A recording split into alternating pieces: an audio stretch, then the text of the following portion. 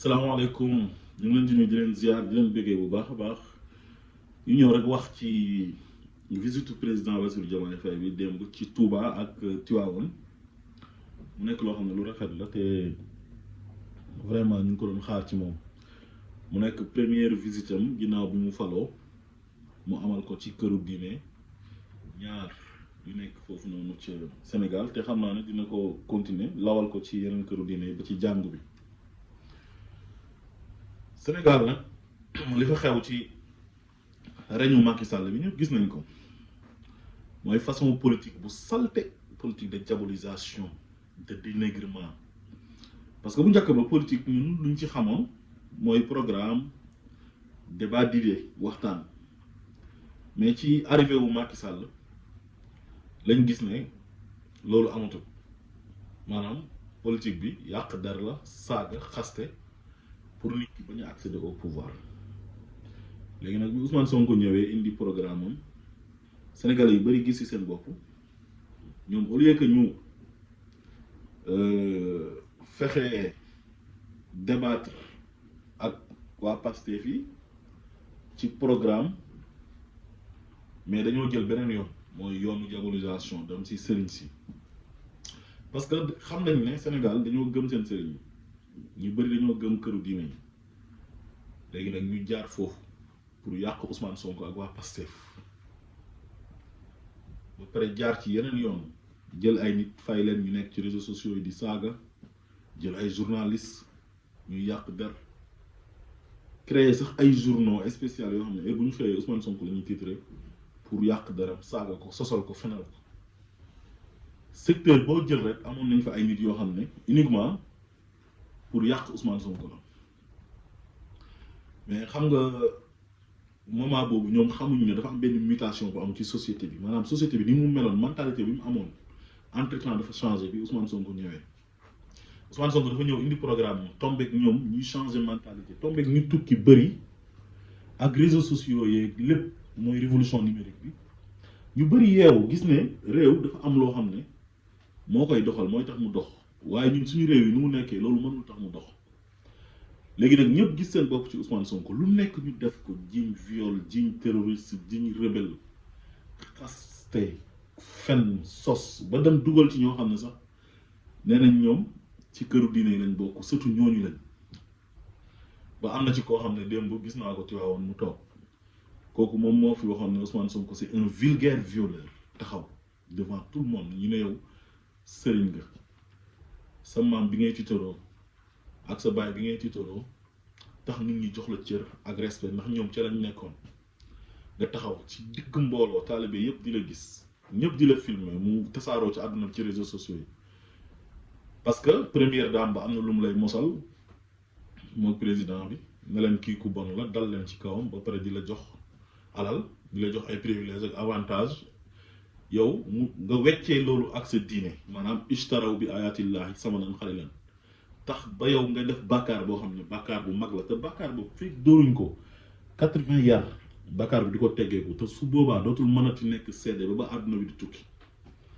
te ci naafeq yi la ko yàlla boole dem leen ci suratu nuur mooy surat numéro 24 verset numéro 4 wallazina yarmuna al muhsanat summa lam yatu bi arbaati shuhadaay fajliduhum 80 jaldatan wala taqbalu lahum shahadatan abadan wa ulaika humul fasiqun mu ne ñi nga xam ne dañuy jiñaatee njaaloo di tuumaal ay gor te matuñ ñeenti seede amuñ ci dara lu leen leer maanaam lu tax ñuy jiñ nit njaaloo loolu réunirul mu ne ñooñu nañ leen dóor 80 yar ak ku manti doon nag ak foo mën a bokk bi noonu mën a sant loolu la yàlla wax yàlla bi mu koy wax amul xaaj ak seen waaw nañ leen dóor 80 yar te dootuñ seedeeti ba àdduna di tukki te ñooñu ci naafeq yi lañ bokk kooku de mu gis naa ko mu toog di raay ab sikkim naan nii toog te moom bokk na si ñu doon diaboliser waa Pastef moo tax suñu paa yi dañoo war a am entourage bu baax gis nga suñu sëriñ si nii Macky Sall daf leen a war a jàngal lu bari ci 12 ans yii nii parce que seen diggante naqari na ak ñu ëpp ci taalibe yi ñuy taxe taalibe yi dañoo réew fekk réewuñ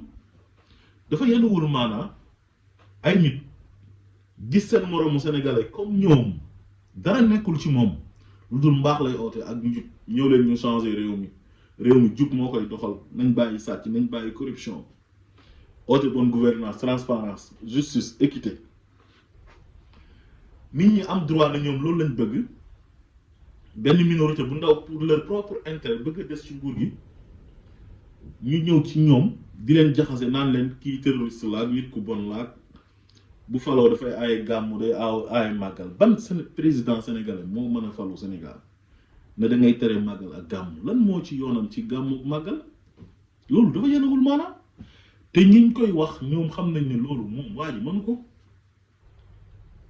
ay waa ji salafiste la mais salafiste lan moo ci nekk ku mu nekk nga nekk salafiste ñi ñuy tuddee salafu saalix mooy ñi nga xam ne ñoom ñooy dund li weesu comme di roy saxaaba yi mooy xulafaawu rashidun yi Seydina Aboubacar Seydina Omar Seydina Ousmane Seydina Ali ak saxaaba yeeg yëpp ak taabiin mais ku mu neex nga nekk salafiste est-ce que nit tu es obligé yow nga ne man damay bokk ci tarixa par force parce que Sénégal laa dëkk man mii Sénégal laa dëkk fa laa juddoo fa laa yoroo juddoo ci këru diine ci yenn këru diine yi Sénégal yooyu fa laa juddoo waaw léegi man su ma neexoon ma ne man gëwuma tarixa am na ñu nekk juddoo ci këru diine yi te ñoom alxuraan ak sunna rek la ñuy dund gëmuñ tarixa seen gëm-gëm la am nañ ci droit fa man shaa fal yu'min wa man shaa fal yakfur mais man mii di wax ak yéen man gëm naa tarixa ci tarixa laa nekk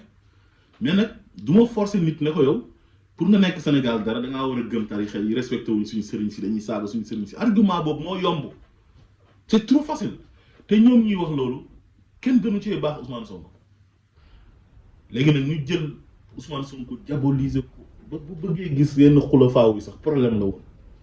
dem miine terrain bi dem ci bëkk néeg yi Antoine Diome dem Touba jaxase fa yàq deru Ousmane Sonko Macky Sall fu mu dem deru Ousmane Sonko la fay yàq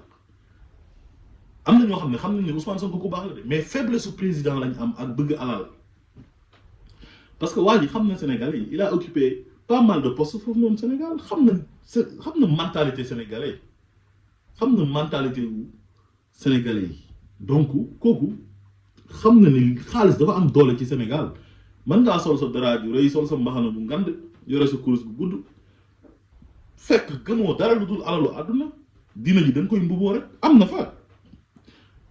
te li xew léegi il faut ngeen nangu nit ñi di wax seen xalaat ci réew mi ni muy doxee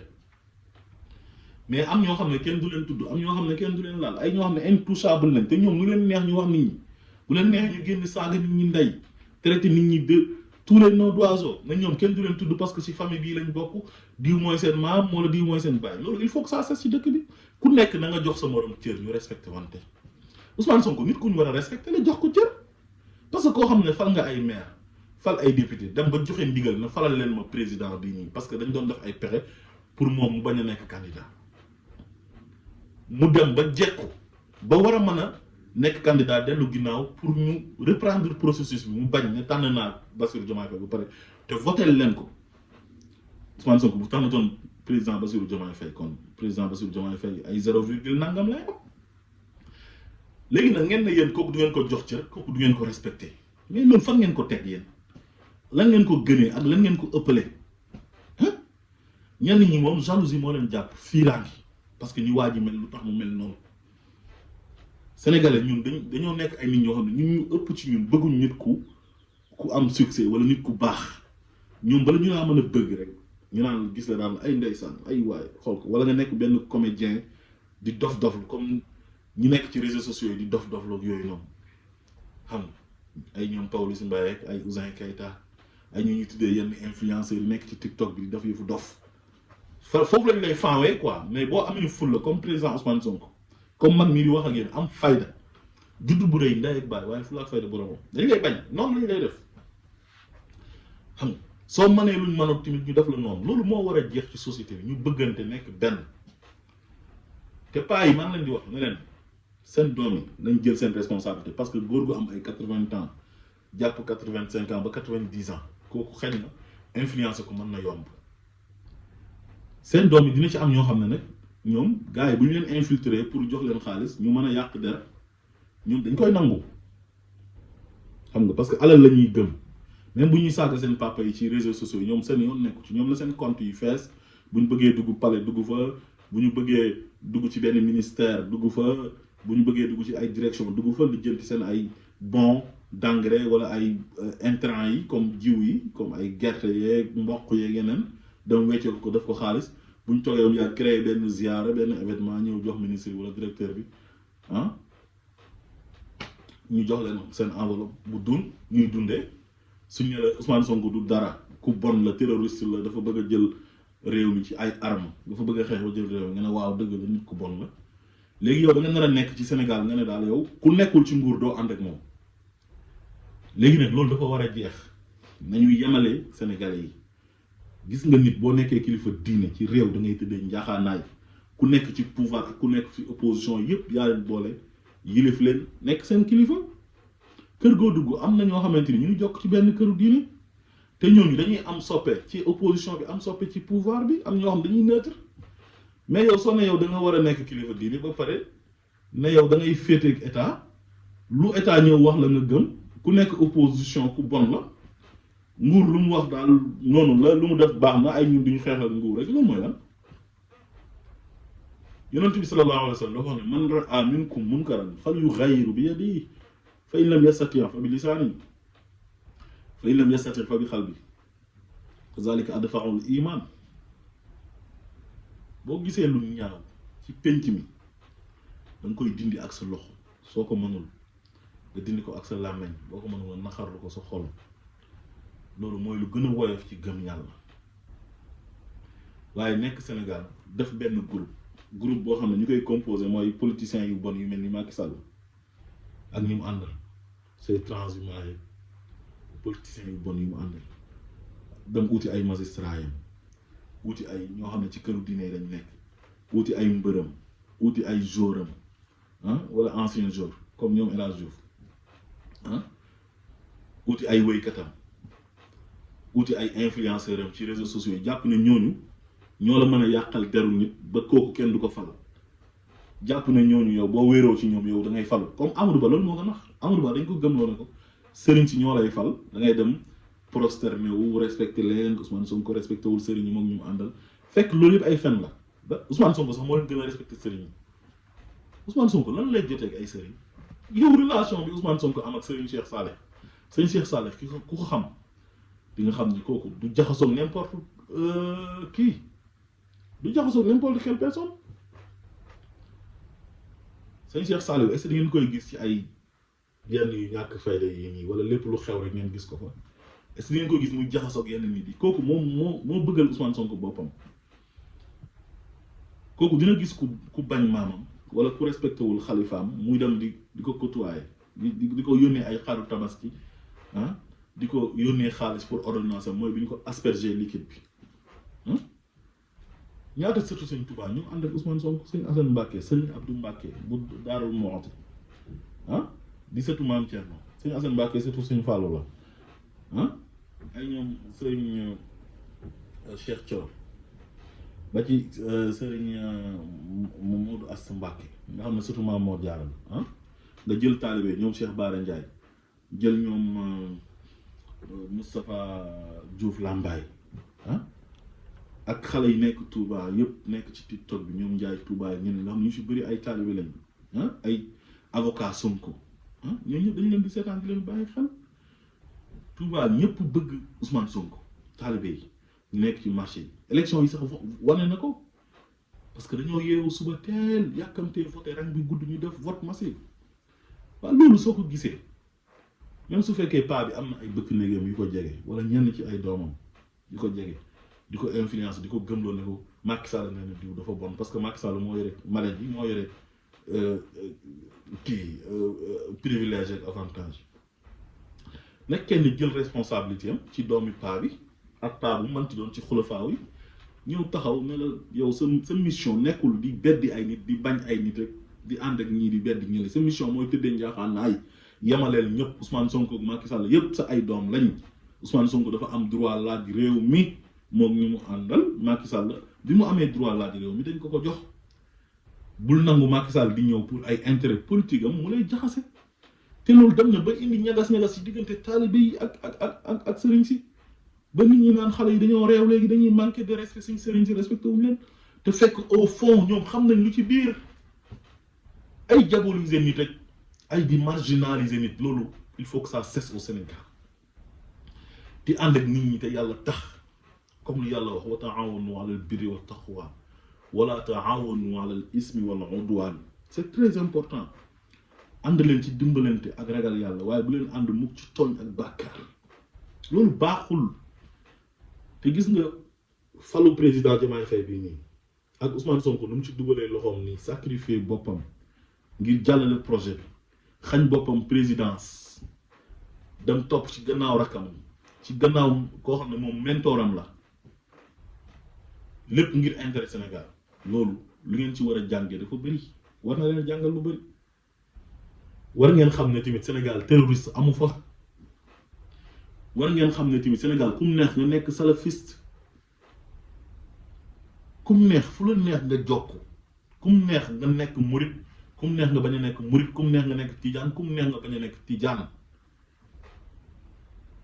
bëgg a gëmloo nit ñi ay kii dafa contre sëriñ bi kii amul taalibe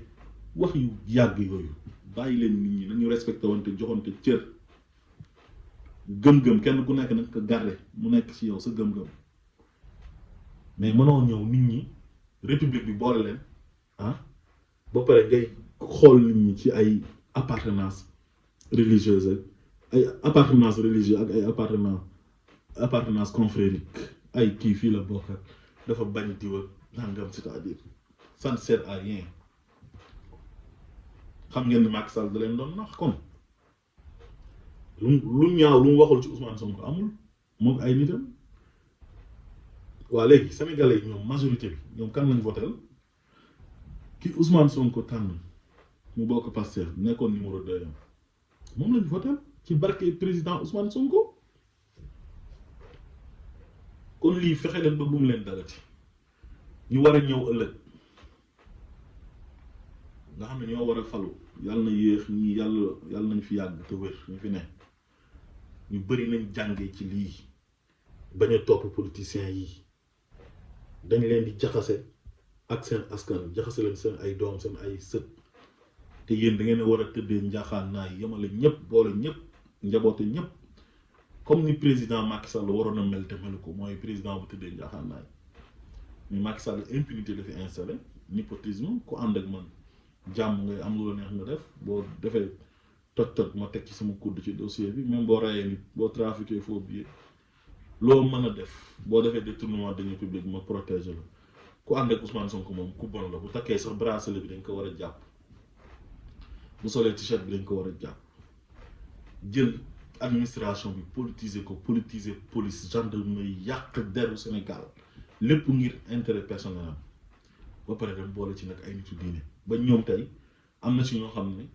ay nit ñu ngi leen di jàll baat te warutoon a am seen diggante respect rek moo waroon dox seen diggante parce que dafa amoon benn mythe bu nekk ci ñoom mais Macky daf ko dindi du ma wax nag nit ñëpp la am na ñoo xam ne wax dëgg yàlla ñoom fa ñu nekkoon ak fu mag ñi teeloon seen tànk ba léegi ñu nga fa bi may wax sànq Serigne Cheikh Saleh mais Serigne Habib Sy kan moo ko gën a sopp Ousmane Sonko te nëbbu ko dafay toog téye micro nii ñëpp di ko filmer mu waxoon ko boppam mu wër àdduna bi yëpp ñëpp xam ko kan mooy nekk sëtu Seydil Hadji Malick ba pare gis ne sa waa ji nii dafa contre sa maam nga ñëw noonu dama kaa bëgg di ànd ak moom caatu maam Abdou bi fàtte naa sax nu mu tudd xaw ma soxna Umu Xayri xaw ma moom it noonu la mel ci Ousmane Sonko bëgg ko lool waaye toog naan ay ku respecté wul suñu kilifa diine mel ni yéen moom Sénégal kan ban manque de respect la fi nit ñi manque de respect seen kilifa diine naan ay Bassirou Diomaye Faye bi mu demee di campagne demul ci këru diine tey ji bu demoon ci këru diine ñu ne ko dafa dem foofu di fa politique bu demul ñu ne ko demoo fii la Ousmane Sonko dem Touba dem julli ji juma war a def meeting mu Mbàkke ay manifestation am Mbàkke ñu ne Ousmane Sonko dafa dem Touba dem indi fa manifestation di yàq der man dafa am yoo xam ne sama deret moo ko nanguwul man ay fen ak ay sosal nit ak di wax ngir bëgg alal tax ngay wax loo xam ne du dëgg man loolu dama kaa jomb man fépp fu ma gis ay fen ak ay tappale man du ma fa far man ci dëgg rek laay far ndax ndax waqul jaa al xaq wa zaqa al baatil inna al baatila kaana zahuqa loolu la paay suñu kilifa yi tedd yi nga bàyyi leen xel bu baax a baax seen benn sët mooy wax ak yéen xel pusal la mag da koy for xale da koy for ñun ay borom xel lañ waaw yàlla bu muy waxal borom xel yi la waxal wala yazakkara ulil albaab donc kon ñun war nañoo mën a am xalaat bu rafet àggee leen ko bàyyi leen nit ñi di ñëw di leen jaxase ak gor ñi rawatina ak politiciens yi waaw in jaakum faasixun bi naba'in fatabayyanu ay kilifa diine ngeen yéen a ma ko gën a xam naa fekk ak saay-saay bu la indilee information danga ciy gëstu nga leer lu xool ba xam ndax dëgg la wala du dëgg te Ousmane Sonko ku ko gis xam na ne nit ku baax la Bassirou Diomaye Faye ku ko gis xam ne nit ku baax la Pastef seen idéologie bu baax la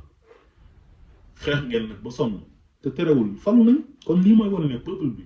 moom moo am souveraineté le peuple est souverain parce que fenn yi ñu doon fenal Ousmane Sonko ak Bassirou Diomaye Faye ak waa Pastef di leen sosal di leen ji ñu ne lan moo ko waraloon pour barrer la route pour ñu bañ a àgg pale àgguñ pale tey lan ngeen ci man kenn mënu ci dara ndax peuple bi moo décidé